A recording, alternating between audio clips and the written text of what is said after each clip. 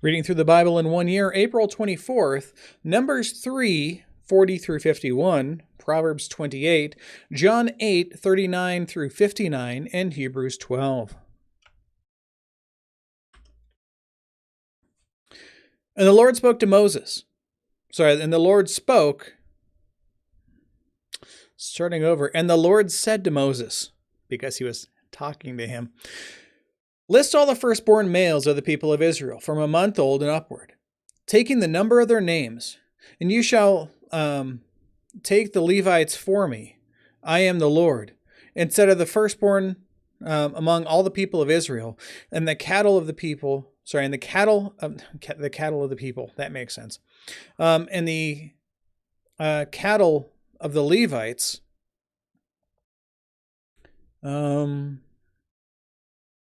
Instead of all the firstborn among the cattle of the people of Israel. So Moses listed all the firstborn among the people of Israel as the Lord commanded him. And all the firstborn males, according to the number of names from a month old and upward, were listed at 22,273. And the Lord spoke to Moses, saying, take the Levites instead of all the firstborn among the people of Israel, and the cattle of the Levites instead of their cattle. The Levites shall be mine. I am the Lord. And as the redemption price for the 273 of the firstborn of the people of Israel, over and above the number of the male Levites, you shall take 5 shekels per head. And you shall take them according to the shekel of the sanctuary, the shekel of 20 gerahs, and give the money to Aaron and his sons as the redemption price for those who were over. So Moses took the redemption money from those who were over, and above those redeemed by the Levites, and the firstborn of the people of Israel. From the firstborn of the people of Israel, he took money, 1,365 shekels, by the shekel of the sanctuary. And Moses gave the redemption money to Aaron and his sons, according to the word of the Lord, as the Lord commanded Moses. Now Proverbs 28. The wicked flee when no one pursues, but the righteous are bold as a lion. When a land transgresses, it has many rulers, but a man of understanding and knowledge, its stability will long continue. But with a man of understanding and knowledge, its stability will long continue. A poor man who oppresses the poor is like a beating rain that leaves no food. Those who forsake the law praise the wicked, but those who keep the law strive against them. Evil men do not understand justice, but those who seek the Lord understand it completely. Better is a poor man who walks in his integrity than a rich man who is crooked in his ways. The one who keeps the law is a son with understanding, but a companion of gluttons shames his father. Whoever multiplies his wealth by interest and profit gathers it for him who is generous to the poor. If one turns away his ear from hearing the law, even his prayer is an abomination. Whoever misleads the upright into an evil way will fall into his own pit, but the blameless will have a goodly inheritance. A rich man is wise in his own eyes, but a poor man who has understanding will find him out. When the righteous triumph, there is great glory, but when the wicked rise, people hide themselves. Whoever conceals his transgression will not prosper, but he who confesses and forsakes them will obtain mercy. That's called repentance. Blessed is the one who fears the Lord always, but whoever hardens his heart will fall into calamity. Like a roaring lion or a charging bear is a wicked ruler over a poor people. A ruler who lacks understanding is a cruel oppressor, but he who hates unjust gain will prolong his days.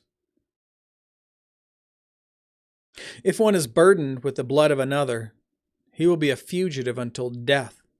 Let no one help him. Whoever walks in integrity will be delivered, but he who is crooked in his ways will suddenly fall. Whoever works his land will have plenty of bread, but he who follows worthless pursuits will have plenty of poverty. A faithful man will abound with blessings, but whoever hastens to be rich will not go unpunished. To show partiality is not good, but for a piece of bread a man will do wrong. To show, I was totally going to read that one over again. A stingy man hastens after wealth and does not know that poverty will come upon him. Whoever rebukes a man will afterward find more favor than he who flatters with his tongue. Whoever robs his father or his mother and says, "That is no transgression," as a companion to a man who destroys. A greedy man stirs up strife, but the one who trusts in the Lord will be enriched. Whoever trusts in his own mind is a fool, but he who walks in wisdom will be delivered. Whoever gives to the poor will not want, but he who hides his eyes will get many a curse. When the wicked rise, people hide themselves, but when they perish, the righteous increase. Now we're in John 8:39 through 59. They answered Jesus. Again, this is Jesus talking to the people, right? He said, "Truly, truly, I say to you, everyone who practices sin is a slave to sin." They were saying that they have never been enslaved to anyone, which is patently false. But he was going into more detail, explaining everyone who practices sin is a slave to sin. But he says, "I know that you are offspring of Abraham, yet you seek to kill me because my words find no place. So my word finds no place in you. I speak of what I have seen with my father, and you do what you have heard from your father," i.e., your father, the devil, right? Says, yes, you're offspring of Abraham. Congratulations. You're of the genetic line and lineage of Abraham himself. That does nothing for you. They answered him, "Abraham is our father." Jesus said to them, "If you were Abraham's children," as in his children in faith, right? As we learn in Romans 7, and Romans 5, if you were Abraham's children, you would be doing the works that Abraham did. But now you seek to kill me. Excuse me. A man who has told you the truth that I heard from God.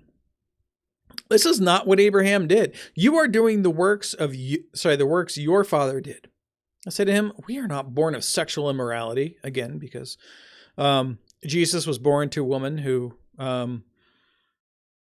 was born before, she got pregnant before they were officially married, which means that in this day and age, if you were to, what's a good way to put this?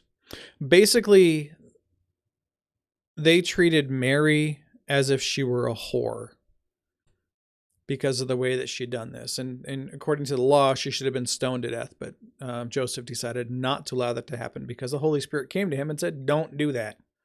So, but the rest of the people didn't understand these things. That was the struggle, right? So here they're even calling Jesus a child born out of sexual immorality because of that. So they continue, "We have one Father, even God." And Jesus said to them, "If God were your Father, you would love me, for I came from God and I am here. I came not of my own accord, but he sent me. Why do you not understand what I say? It is because you cannot bear to hear my word. You are of your father, the devil, and your will is to do your father's desires. He was a murderer from the beginning, and he does not stand in the truth, because there is no truth in him. When he lies, he speaks out of his own character. For he is a liar and the father of lies. But I tell the truth. But because I tell the truth, you do not believe me. Which one of you convicts me of sin? If I tell the truth, why do you not believe me? Whoever is of God hears the words of God. The reason why you do not hear them is that you are not of God. The Jews answered him, again, capital J on Jews, the ruling class of the Jews here. Are we not right in saying that you are a Samaritan and have a demon? Jesus answered, I do not have a demon, but I honor my Father, and you dishonor me. Yet I do not seek my own glory. There is one who seeks it, and he is the judge. Truly, truly, I say to you, this is absolutely true. If anyone keeps my word, he will never see death. The Jews said to him, now we know that you have a demon. Abraham died, as did the prophets. Yet you say, if anyone keeps my word, he will never taste death. Are you greater than our father Abraham who died and the prophets who died? Who do you make yourself out to be? Jesus answered, if I glorify myself, my glory is nothing. It is my Father who glorifies me, of whom you say he is our God. He's making himself equal with God by saying this. But you have not known him. I know him. If I were to say that I do not know him, then I would be a liar like you. But I do know him and keep his word. Your father Abraham rejoiced that he would see my day. He saw it and was glad. So the Jews said to him, you are not yet 50 years old, and you've seen Abraham? Jesus said to them, truly, truly, I say to you, before Abraham was, ego eimi, I am. That's huge. Roll back in time a little bit.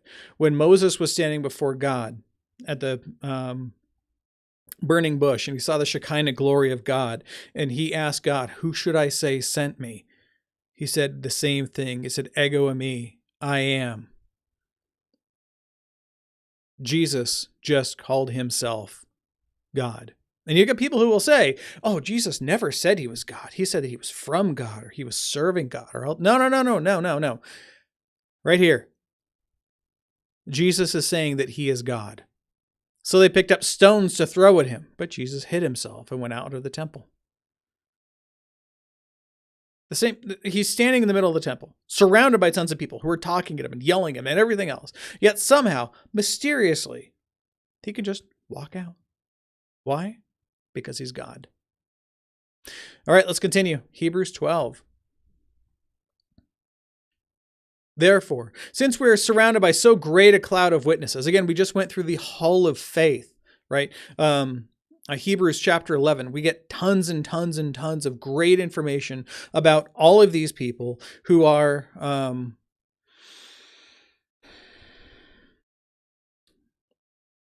they have continued in the faith of Abraham. That is to say, a true and trusting faith in the promises of God, all the way starting back in Genesis chapter 4, continuing all the way through until the day that they're in now. That's what he was explaining. So that's this great cloud of witnesses he's talking about. He's saying all of these people who have come before us, right? All of these people who have had this great faith that we're talking about. Because remember, this book is to remind people to stay in their faith, to remind them of the surpassing glory and power and authority of God, and of the sufficiency and efficacy of the sacrifice that Christ had on the cross, right? That's the whole point of this, and to remind us that we should stay in our faith and we shouldn't waver. So therefore, since we are surrounded by so great a cloud of witnesses, let us also lay aside every weight and sin which clings so closely, and let us run with endurance the race that is set before us, looking to Jesus, the founder and perfecter of our faith, who, for the joy that was set before him, endured the cross, despising the shame, and is seated at the right hand of the throne of God. Do not consider him who endured from sinners such hostility against himself, so that you may not grow weary or faint-hearted in your struggle against sin, and have not, in your struggle against sin, you have not yet resisted to the point of shedding blood. And have you forgotten the exhortation that addresses you as sons? My son, do not regard lightly the discipline of the Lord, nor be weary when reproved by him.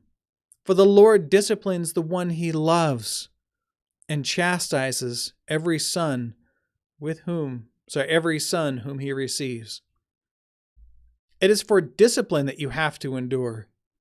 God is treating you as sons. And what son is there whom his father does not discipline? If you are left without discipline, in which you all have participated, then you are illegitimate children and not sons. Besides this, we have had earthly fathers who disciplined us, and we respected them. Shall we not much more be subject to the Father of spirits and live? Again, he's talking about the suffering that they're enduring right now by the Roman oppression against them, right? He's saying this is something that God has sent to us to discipline us so that we can endure it together and God will be glorified through it. So suck it up. Everybody has to go through this. And because you are going through it, and because you're suffering in this way, remember that this is something that pairs you together with the people of God. This is an excellent thing. For they disciplined us for a short time, as it seemed best to them, again, parents, but he, God, disciplines us for our good, that we may share his holiness. For the moment, all discipline seems painful rather than pleasant, but later it yields the peaceful fruit of righteousness to those who have been trained by it. Therefore, lift your drooping hands and strengthen your weak knees, and make straight paths for your feet, so that what is lame may not be put out of joint, but rather be healed. Strive for peace with everyone, and for the holiness without which no one will see the Lord. See to it that no one fails to obtain the grace of God, and that no root of bitterness springs up and causes trouble, and by it many become defiled. That no one is sexually immoral or unholy like Esau, who sold his birthright for a single meal. For you know that afterward, when he desired to inherit the blessing, he was rejected, for he found no chance to repent, though he sought it with tears. That's not terrifying. I don't know what it is.